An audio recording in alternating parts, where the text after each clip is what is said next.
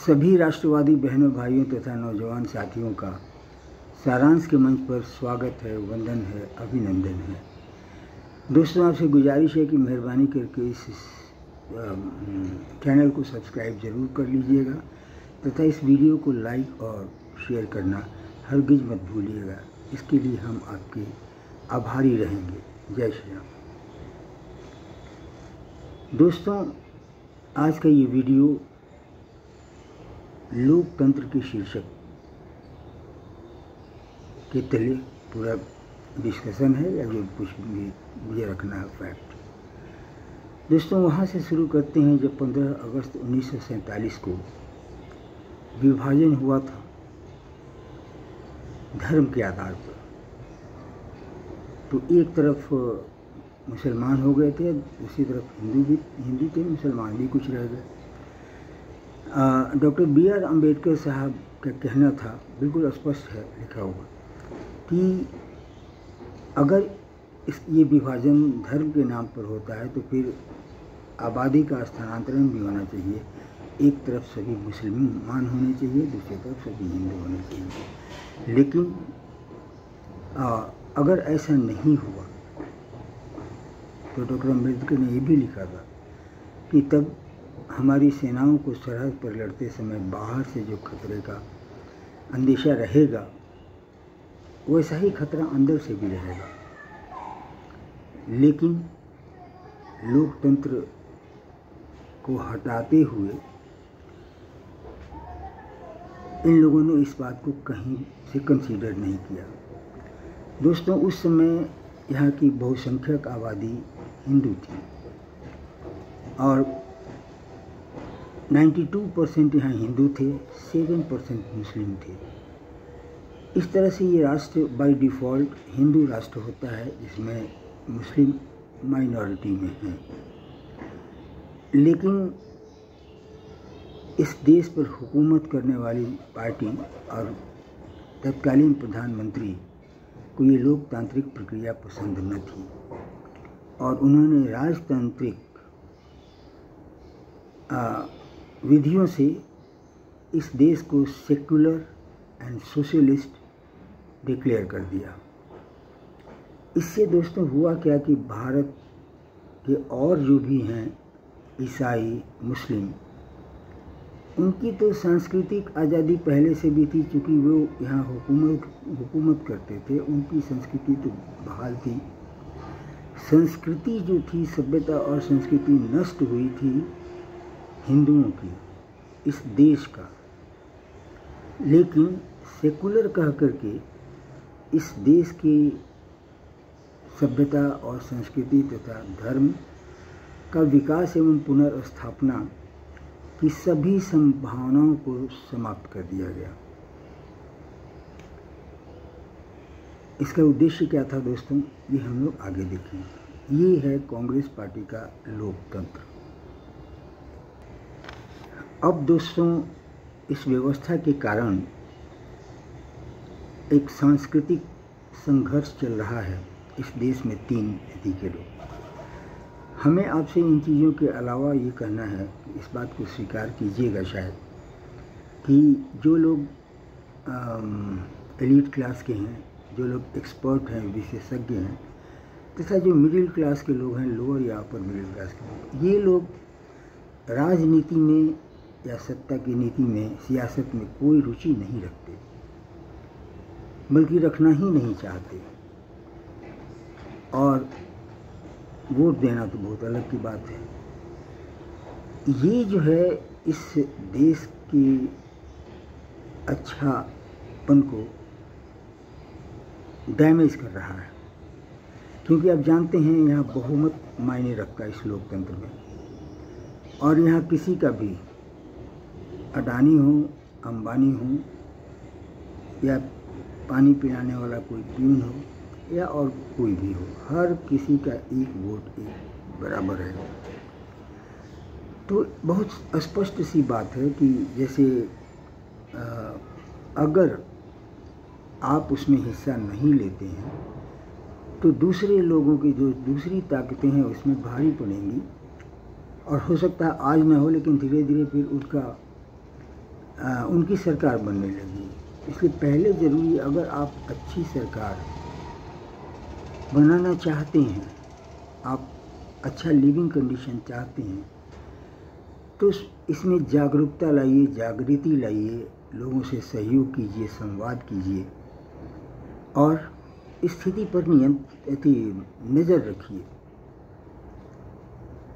ये दोस्तों अत्यंत अनिवार्य है।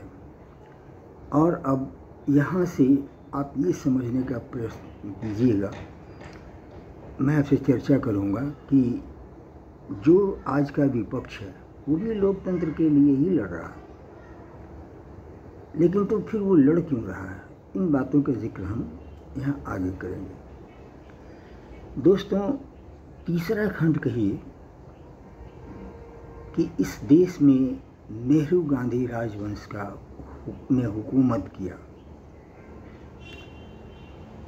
यहाँ के लोगों में बाय डिफ़ॉल्ट गुलामी रह गई थी, जिससे कुछ लोग धीरे धीरे मुक्त हुए हैं, किंतु अभी भी बहुत अधिक संख्या में लोग रह गए हैं।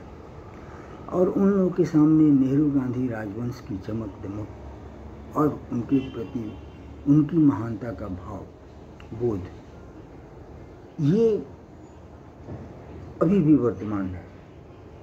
और स्वयं अपने आप में ही ये हंसने वाली बात है, यह सोचना कि इस देश का सबसे बुद्धिमान, ज्ञानी और सक्षम नेता इसी परिवार में जन्म लेगा। ऐसा मानते तो हैं, तभी तो लोग वोट देते हैं। अब जो है,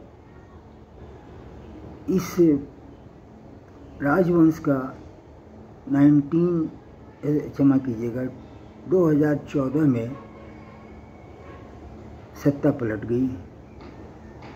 और वैसे इतिहास तो इसे नहीं मानता, लेकिन मैं अनुरोध करता हूं कि इस बात पे यकीन कीजिए कि कभी इस्लामिक आक्रांताओं के गुलाम रहे हम, कभी ब्रिटिश हुकूमत के गुलाम रहे, और उसके बाद सेकुलर ताकतों के गुलाम रहे 2014 तक।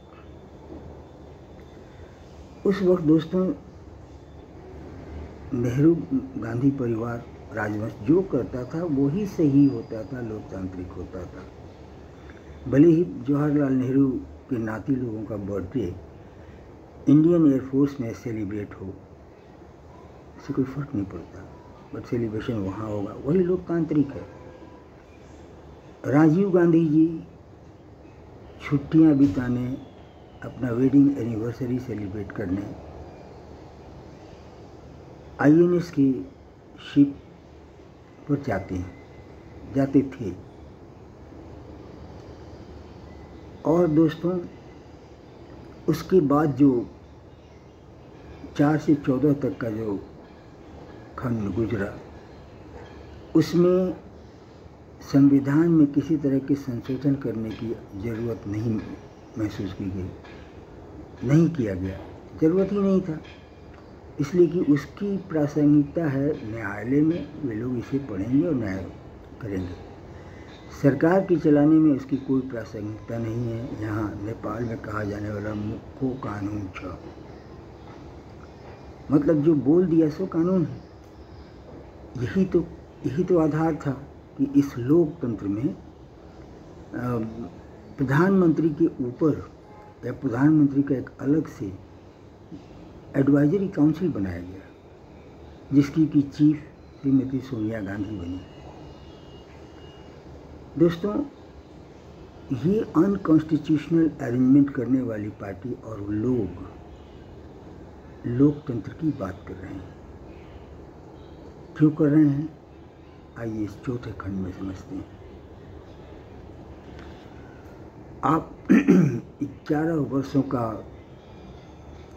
संसद के सत्र को याद करें यदि, या फिर से जाकर देखें, तो हर एक सत्र में शोरगुल, हल्ला गुल्ला, चीखना चिल्लाना, नारे लगाना, इतना आवाज़ में मतलब नहीं कि कोई कुछ बोल न सके, पूरी तरह अराजकता विपक्ष ने की तरफ से की गई और सदन की कार्रवाई को बाधित किया गया। ये 11 वर्षों तक हुआ। ये लोग लोकतंत्र की बात कर रहे हैं, संविधान की रक्षा का जिम्मा अपने ऊपर लेके चल रहे हैं। अब दोस्तों, इलेक्शन कमीशन ऐसे हर बार इस देश में जो लोकतंत्र की प्रणाली रही है, वो हर पार्टी जो हारती है उसका कोई एक प्रमुख व्यक्ति आकर मीडिया में कहता है कि हम जनता का आदेश सिर माथे पर रखते हैं, स्वीकार करते हैं, हम अपनी हार मानते हैं। लेकिन और उसके बाद इतना ही नहीं, फिर वे लोग उस क्षेत्र में कार्य करते हैं अधिक गहनता से और वहाँ के लोगों को मोटिवेट करते हैं। लेकिन कांग्रेस पार्टी ने कभी कोई हार नहीं मानी, कभी हार नहीं स्वीकार की और लोगों के पास जाने के बजाय ये विदेश में जाकर कोचिंग, ट्यूटोरियल वगैरह सब लोग करते थे। अभी पहले जब हार नहीं मानते थे तो ईवीएम को दोष देते थे, जब उसमें चैलेंज हुए तो अब चुनाव आयोग को दोष दे रहे हैं और उसको कई बार कई जगह से पावर पॉइंट प्रेजेंटेशन दे करके उसको प्रेशराइज करने की कोशिश कर रहे हैं, जबकि हर प्रेजेंटेशन में बोला गया तथ्य जो है उसको चुनाव आयोग काटता है तथ्य के आधार पर। जब SIR शुरू किया चुनाव आयोग ने तो इन लोगों ने ये यात्रा शुरू की, वोट अधिकार यात्रा, हर आदमी का वोट सुरक्षित रहे, जिसका वास्तविक अर्थ था कि जो विदेशी मूल के नागरिक हैं, जो घुसपैठिए हैं, उनको यहाँ से हटाया न जाए, इसके लिए इनका आंदोलन था। इसकी परवाह किए बिना अपना चुनाव आयोग ने अपनी पहली लिस्ट भी जारी कर दी। ये लोग गए सुप्रीम कोर्ट में, सुप्रीम कोर्ट ने सब देखा होगा, उसके बाद रिजेक्ट कर दिया और इन लोगों को कहते हुए कि पार्टियों को कि आप लोग जो इतना इधर उधर हंगामा करते हैं, यात्रा निकालते हैं, उससे ज़्यादा उसको अगर कोऑपरेट कीजिए तो it will be more accurate. लेकिन नहीं, इन लोगों को अपनी यात्रा कंप्लीट करनी है। इस प्रक्रिया का विरोध क्यों हो रहा है? इसलिए कि चुनाव आयोग सिर्फ 2 क्राइटेरिया रखता है, एक आप 18 वर्ष की आयु हो, दूसरा आप भारत के नागरिक हो। तो ये जन्म स्थान, जन्म तिथि या कुछ अपना इसका ये है जिसको कि ये वेरीफाई करता है और उस वेरिफिकेशन में वो लोग पकड़े जा रहे हैं जो घुसपैठिए हैं, जिनका कि आधार कार्ड वगैरह सब कुछ उपलब्ध करा दिया गया है। वैसे लोगों का लगभग करीब 55 लाख या 50 लाख भारत के नदी को अलग कर दिया गया है कि ताकि सब लोग आपस में वेरीफाई कर लीजिए, कोर्ट में आगे तो कोर्ट को भी दे दिया जाएगा। लेकिन जो ये अलग वाले लोग हैं ये गए। उसके बाद इन लोगों का पूरा सा जोर था कि इसे बिहार के बाहर न किया जाए। सुप्रीम कोर्ट ने आदेश दिया कि किया जाएगा। अब दोस्तों आप ये सोचें कि ये सुप्रीम कोर्ट का आदेश भी नहीं मान रहे हैं, तो इनका मकसद क्या है? मकसद है कि ये जो घुसपैठिए हैं ये कभी भाजपा को वोट नहीं देंगे और वो अगर वो वोटर में रह गए तो इनके वोट बढ़ेंगे और अगर वो यहाँ से हट गए तो उनका वोट गड़बड़ा सकता है, उनकी जीत गड़बड़ हो सकती है।